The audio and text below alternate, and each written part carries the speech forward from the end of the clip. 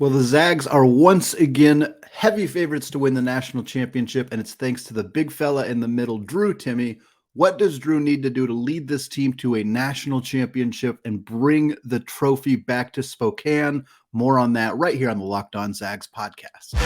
You are Locked On Zags, your daily podcast on the Gonzaga Bulldogs. Part of the Locked On Podcast Network. Your team every day.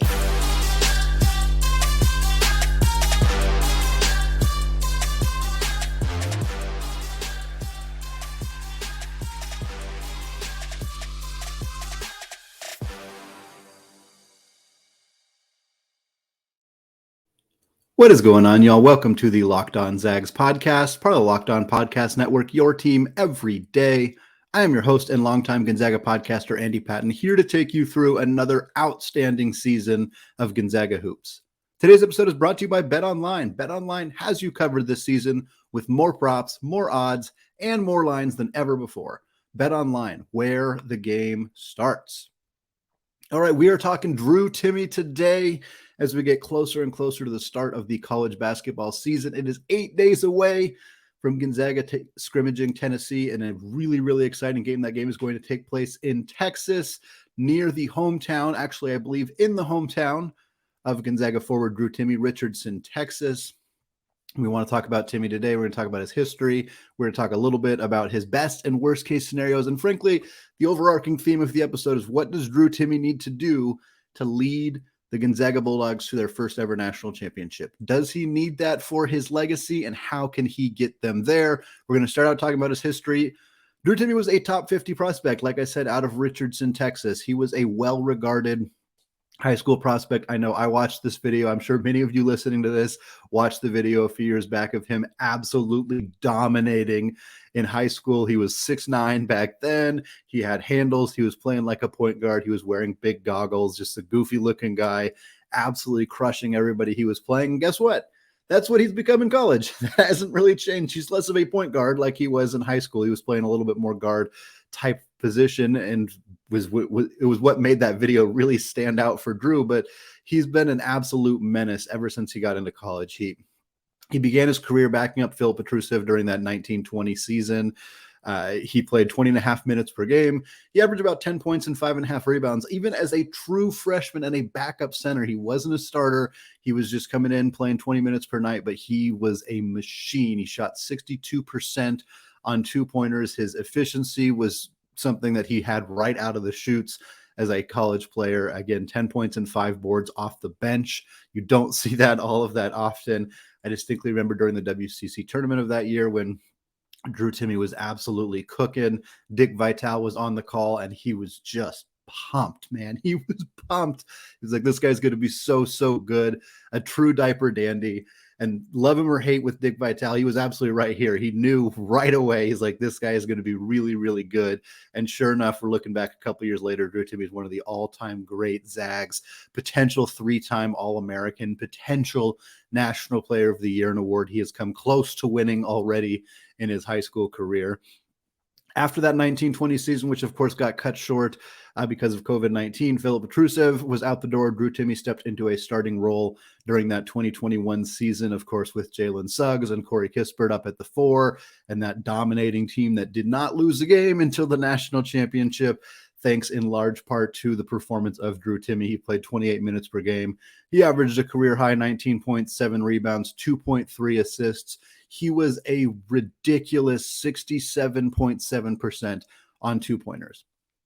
He made more than 2/3 of his shot attempts inside the three-point line. That is just insane levels of efficiency, the kind of stuff. Chet Holmgren was up around there. Brandon Clark was up around there, but those are the two of the most efficient seasons in Gonzaga basketball history.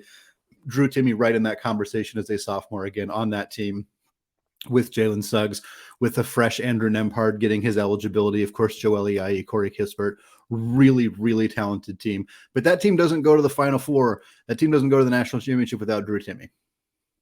We can talk about the shot by Jalen Suggs, of course, against UCLA and his overall performance in the tournament. But the man who carried them from the second round all the way to the Final Four was Drew Timme. He had I will never stop talking about his run in the postseason during that 2021 NCAA tournament. He was an absolute machine.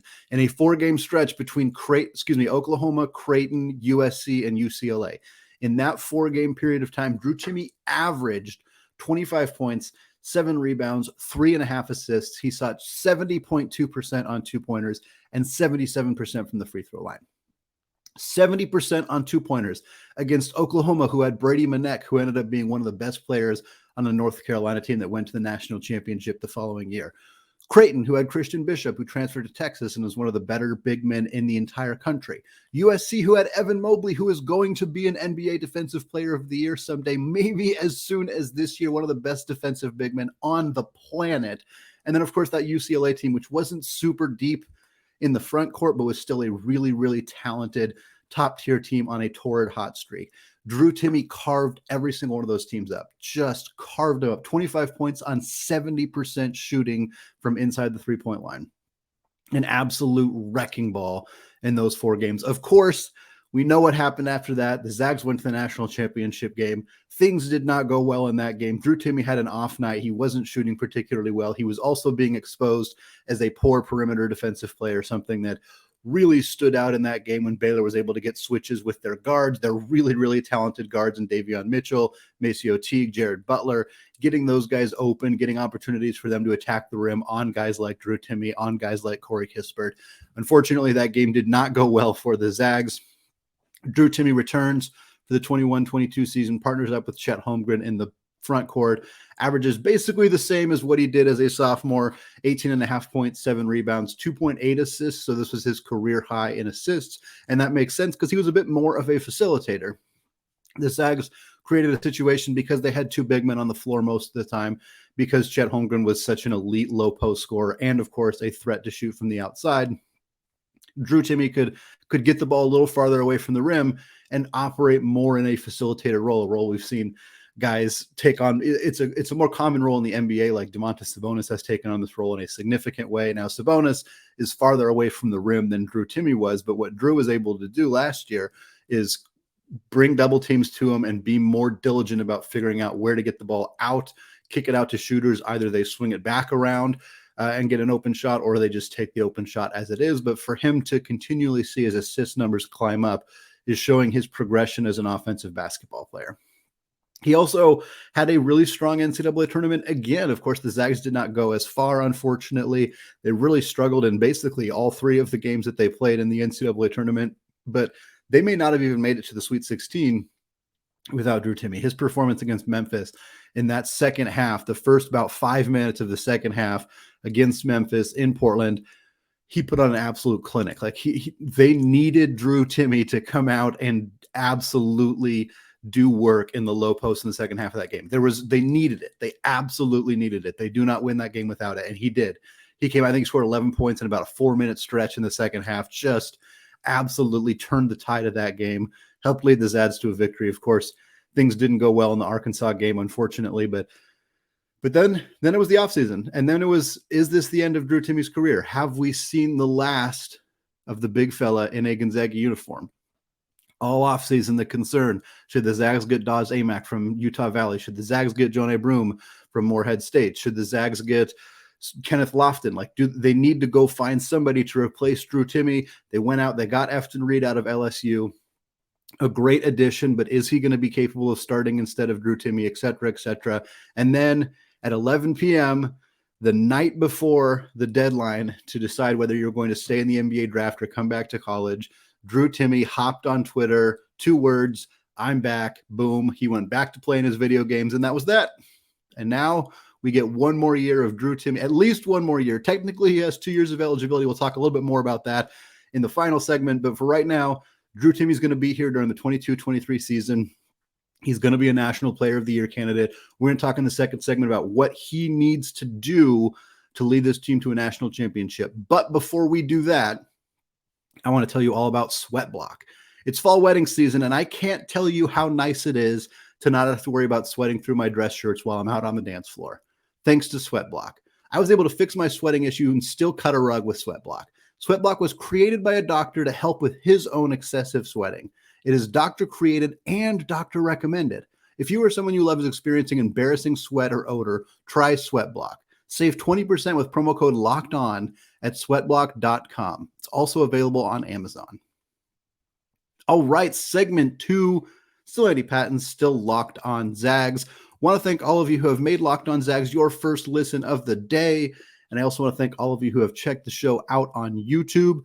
Wearing a hat with Drew in it, Drew Blue, because of Drew Timme, of course, trying to continue to wear a different hat every episode this week as we're trying to generate interest in the YouTube channel to get it up to 1,000 subscribers before the start of the season. We're very close, so if you're listening to this and you haven't subscribed on YouTube, it's very simple. Pull out your phone, find the YouTube app, search Locked On Zags, hit that subscribe button. Very, very, very appreciated. All right, we're talking Drew Timme. We're talking best case and worst case scenarios for him in his fourth season with the Gonzaga Bulldogs. We're going to talk a little bit about what this might look like for him in terms of leading the Zags to a national championship. Again, with the best and worst case scenarios, I've talked about this caveat in the past. I don't talk about best case unless it's realistic. I don't talk about worst case being an injury because it's just not particularly helpful. Usually the example I use is I say I'm not going to say a best case scenario for a player is National Player of the Year and Finals MVP unless that is realistic. With Drew Timme, National Player of the Year is very clearly the best case scenario. He is a finalist. He is a favorite right now, a betting favorite to be the National Player of the Year. Now, Oscar Tshiebwe, of course, is coming back. Oscar Tshiebwe has won the National Player of the Year award. Kentucky is going to be an extremely good team. Tshiebwe is a torrid rebounder, averaged like 18 and 15 last year for the Wildcats. If he does anything close to that again, it's going to be really hard to unseat him as the National Player of the Year. Of course, there's also Armando Bacot at North Carolina. There's Hunter Dickinson at Michigan. There's Trace Jackson Davis at Indiana. Marcus Sasser at Houston. There's a lot of high-end talent in college basketball right now, which is really fun, which is very exciting. That's something that hasn't really always been the case in college basketball because of the ability to leave early and go to the NBA. But we have this interesting dynamic where we have players who maybe don't fit the modern NBA, but dominate in college. And because they can make money through NIL, we're seeing them come back more often and be around. And that's the case with Timme and with Tshiebwe, with Bacot, with all those guys, really to an extent. And I think for Drew Timme, though, the best case scenario is he wins that. The best case scenario is he's a 3-time All-American. The best case scenario is he's WCC Player of the Year. And of course, unquestionably, the only thing that really matters to Drew Timme, he would love to be a National Player of the Year. He'd love to be an All-American. I guarantee you he wants all that stuff, but he would trade it all. He would trade it all to be a national champion. The best case scenario for Drew Timme is that he leads this team to a national championship. Plain and simple. Now, the ways that he does that, the ways that happens, obviously it's not all on Drew Timme to lead this team to a national championship. There are a lot of other players on the team. There's, of course, Mark Few. There's also just kind of random chance and various things that happen to lead a team to a national championship. But Drew Timme is the biggest, most important factor. For him to lead this team to a national championship, that 68% that we saw around the rim, that was his rate as a sophomore. It dropped to about 60% last year. That needs to bounce back up. I want to see Drew Timme inside the three-point line at 65+%. He needs to be hyper efficient. Beyond that, I want to see more of that mid-range game. We saw a little bit of it in craziness in the Kennel. Of course, the guys are just kind of messing around in that scrimmage game. It's not overly serious, but Drew Timme had some moves that looked Kevin Durant-y, that looked Dirk Nowitzki-esque, that looked like he maybe borrowed them from Chet potentially last year, where he's off one foot, he's taking these little turnarounds, fadeaway shots that are really, really hard to defend. If those can get knocked down, if he can make those consistently, stretches his range, it opens up the lanes a little bit. If he's 12, 15 feet away from the basket and still a legitimate threat to score, defenders have to be there. That pulls them away from the rim. That allows guys like Julian Strawther and Hunter Salas and Malachi Smith to make backdoor cuts, to cut to the rim, to have more freedom to take their guy one-on-one because there's not a low post threat there because of Drew Timme's ability to stretch things out a little bit. Beyond that, I think the decision-making with the basketball and the facilitating aspect of it, I think that's a huge part too. Drew's very good at this. He has always been good at this. He's not a black hole offensively. He knows when to make the right pass. He knows when to try to take his guy one-on-one. He's not perfect. No basketball player has ever been perfect about that decision-making, but Drew has steadily improved. And on a team where he's going to have more outside shooting around him than he's had in a really long time. I mean, the outside shooting on this team is arguably better than it was in that 2020-2021 team. Yeah, they had Corey Kispert, Joel Ayayi, but Jalen Suggs and Andrew Nembhard at the time weren't great outside shooters. This team's going to have Rasir Bolton. It's going to have Malachi Smith, 40+% three-point shooters right there. Julian Strother's going to be out there. We'll see what Nolan Hickman looks like as a three-point shooter. He was kind of iffy last year, but if he's kind of become the guy that we think he can be, and then you have Hunter Salas and Dominic Harris. Dom's a great three-point shooter if he's healthy. Salas, that's kind of an area of his game that needs to improve. But for the most part, Drew Timme is going to be operating in the middle of the floor with 3 to 4 guys around him who are really, really good three-point shooters. In a best-case scenario for him, he is consistently finding open guys and making it really hard for opposing teams to double-team him. Because if they don't double team him, we've seen what happens. We've seen what happens when teams single coverage Drew Timme. And even the best teams versus the Pacifics of the world, any team that tries to single cover Drew Timme gets in trouble. So if teams are bringing double teams and he's consistently finding the open guys, getting the ball out, not turning it over, not making dumb mistakes, not forcing shots that aren't there, that's a huge, huge benefit for the Zags. He has been, again, his assist numbers have steadily improved every single season. There's no reason he can't be around 3.5 assists per game this year in a high usage role, getting the basketball with a bunch of shooters around him. And then, of course, the biggest issue that we saw crop up for him during the national championship game a few years ago, a big thing that needs to improve for Drew Timme, the defense. This team lost Chet Holmgren, and they didn't replace Chet Holmgren with a significant, impactful rim protector. We have Efton Reed. I think Efton Reed is great. I think he is capable of being a rim protector. I think he's capable of being a very good rim protector, but he wasn't asked to do that when he was at LSU, and so he doesn't have a lot of experience in that role. Beyond that, I think the Zags are going to roll a lot of lineups where Drew Timme is playing the 5, and either Anton Watson or Julian Strother are playing the 4. Both those guys are talented players. Neither of them are rim protectors either.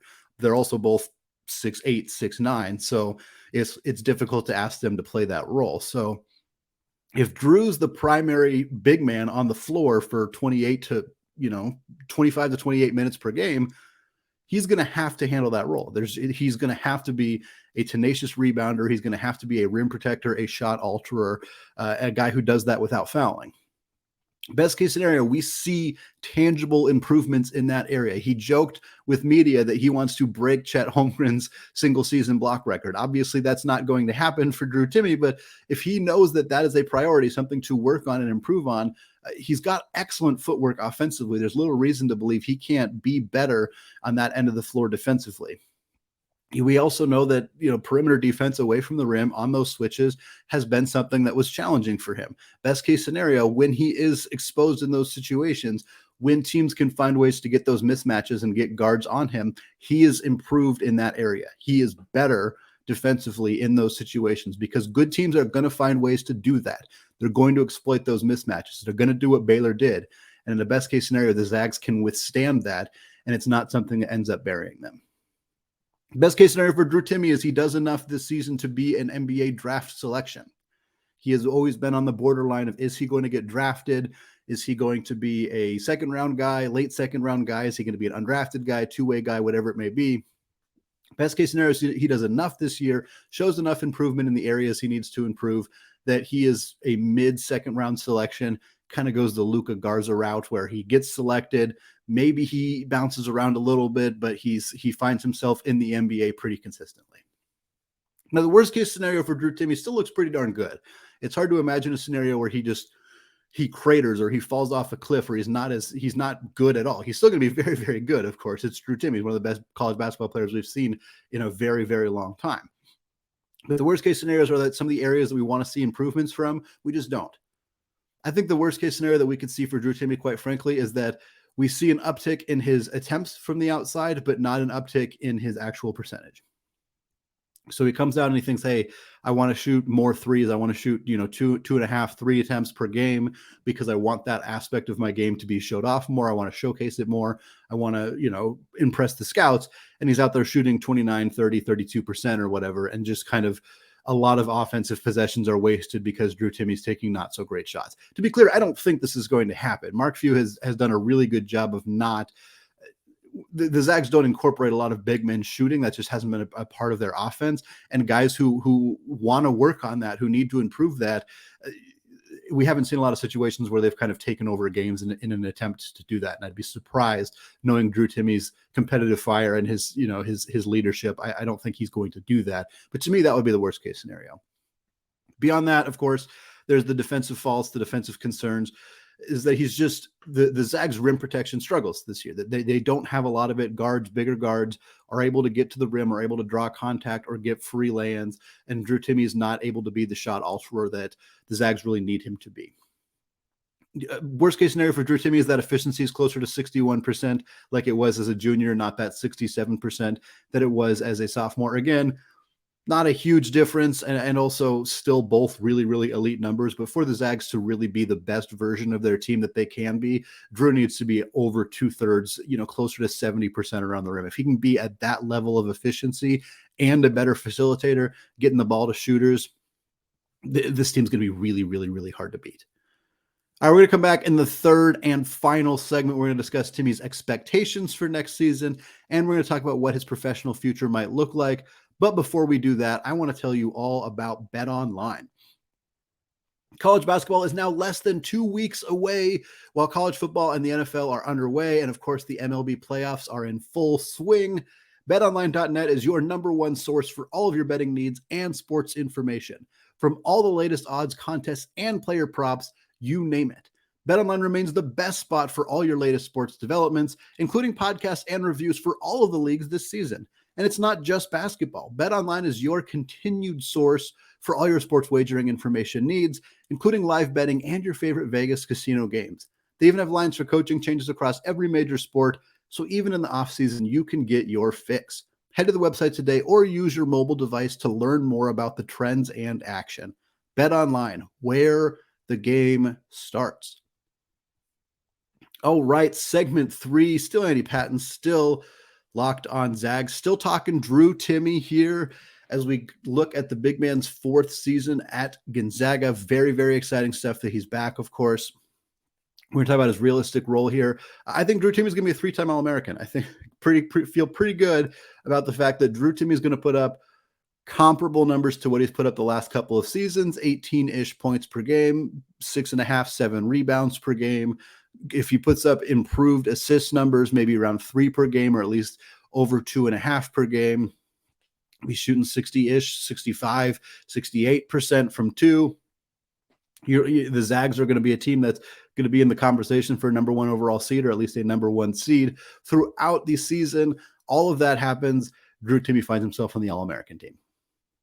Winning National Player of the Year is going to be tough because of Shubway, because of Baycott, because of all of those guys. There's a lot of high-end competition for that award, but Drew Timme is the best scorer and the highest usage rate. Going to be one of the highest usage rate players in the country. He's got elite footwork. Again, if we see some improvements in that facilitating and passing the ball a little bit more, Gonzaga's offense is going to be a well-oiled machine, and Drew's, of course, going to be a big, big part of that. I think still the biggest hinge is the defense. I think Drew Timme's improvements on defense are one of the biggest things that need to happen for the Zags to win a national championship. I was making a list of things that need to happen in order for this team to be bringing home a trophy. I honestly think number 1 on the list is Drew's defensive improvements. I think outside of that, like Mark Few's willingness to adjust rotations is on that list. Obviously improvements from Nolan Hickman as a distributor, as a true point guard. Hunter Salas improvements offensively, so he can be more of a weapon off the bench. Like, there's a lot of things that I think need to happen and can and will happen in order for this team to be in contention for a national championship. But the post defense away from the rim and around the rim is a big question mark for this team right now. Anton Watson is a big piece of that. He's a great defensive player away from the rim. He's a fine defensive player at the rim as well, but that's not really something he's been asked to do. Efton Reed, very similar situation. Of course, Reed is much, much bigger than Anton Watson. He's 7 foot, 240 pounds, and he looks every single inch of it. But he hasn't been asked to be much of a rim protector either. So that's just an area on this Gonzaga roster that, frankly, is a bit there's not a lot of depth there. There's not a lot of confidence in the players in those positions right now. So Drew, as a leader, as a veteran guy, as somebody who has an understanding of what this team needs and what can happen when this team doesn't have depth right there because you saw it happen to him in that Baylor game. I think improvements there, ability to be more of a rim protector, shot alterer, those are the kind of things that if that stuff doesn't happen, if Drew or Reed or Anton aren't really ready to step into a role right there and really contribute in that area, it's hard for me to imagine that they win every game in the NCAA tournament. It's just hard to imagine that somebody doesn't clip them because of that. It's an important aspect. And of course it didn't happen until the national championship, but it still happened. And it still will probably happen again if the Zags don't find a way to really make an impact around the rim. Chet Holmgren was so impactful because they didn't need anybody else to do anything. He did it all. He did it all. He was so long, such good footwork, such good timing. Like he could erase any mistakes by other defensive players on the team. The Zags do not have a guy to do that right now. So that's an area that unless somebody steps up in a significant way, I think it's going to be a deterrent for this team. Drew, as the leader, as the veteran guy, he's kind of the person that needs to step up and do that. Beyond that, for Drew, I'm really curious how the outside shooting is going to shape up. It's not a secret that Drew Timme's ability to stretch the floor and shoot from the outside is a huge hinge for whether he's going to be an NBA player. This is not a surprise. This is not something that, Drew might tell you he's not thinking about. NBA scouts may say they're not thinking about it, whatever, but they are. It is important. If he is not going to be able to stretch the floor at all, his ability to stick in the NBA is limited because the low post scoring just is not as impactful in the modern NBA. The lane is shorter. There's less room to operate. Teams don't like to get the ball down in the post and just kind of let one guy operate. It's just not how the league works. And for Drew, if that's the primary thing that he's bringing into a league that doesn't really utilize that skill, it's hard to see where he sticks. But if he can make improvements defensively and if he can stretch the defense to the point where, yeah, we can rely on him to take open threes and defenders have to get out. They have to step out on him. That's a huge element too. What I'm curious about is how is he going to be able to show that off during this season? Is he going to get opportunities to take outside shots? He'll take some.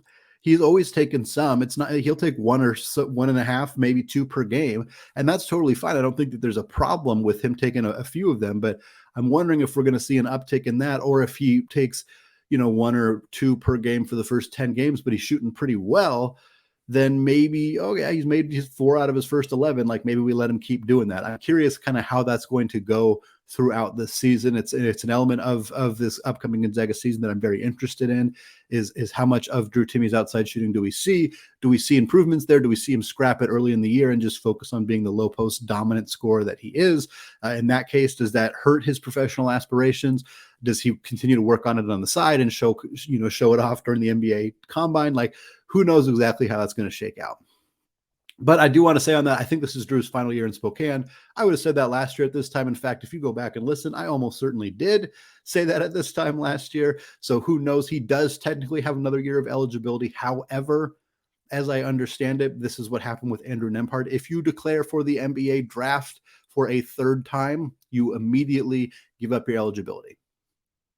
So for Drew Timme to return to Gonzaga for his COVID year, he would have to not even declare for the NBA draft. I find that very unlikely to happen. I think after the season, Drew is going to declare for the NBA draft, which then ends his Gonzaga career, ends his collegiate eligibility. And I don't know if he's going to get drafted. I'm not sure. I think kind of no. I think we'd have to see some pretty steady improvements for him in order for him to get selected. I could see him being, one of the last 5 picked guys because he's like a well-known name. He's a veteran guy. And I think he's going to compete for a roster spot. And I think he's more than capable of competing for a roster spot. Similar to Luka Garza, I think he was like one of the last 5 players selected in his draft class. He's been on 2-way contracts for the last couple of years. I think he just recently signed another contract with the Minnesota Timberwolves, so he's continuing to bounce around the league. But I think Drew's going to have a similar career. I think it's tough to see one of the greatest Zags of all time not really stick in the NBA. One of the greatest college basketball players of all time, a player who really encapsulates the differences between the modern NBA and the college basketball game. No player, Oscar Tshiebwe is the only other player that really kind of fully encapsulates the two differences between those two leagues. Like Kofi Cockburn is an interesting one, who was at Monster at Illinois and is now in the professional ranks, but not expected to be a huge contributor in the NBA. So we've kind of seen this group of players really crop up in the last couple of years, and Drew is really right at the forefront of it.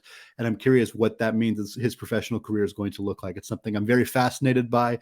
I wish I was more optimistic and more hopeful that he would have like a really productive professional career in the NBA. I think he has the potential to have an incredibly great professional career. It just might not happen in the NBA. Maybe it happens in the G League. Maybe it happens overseas.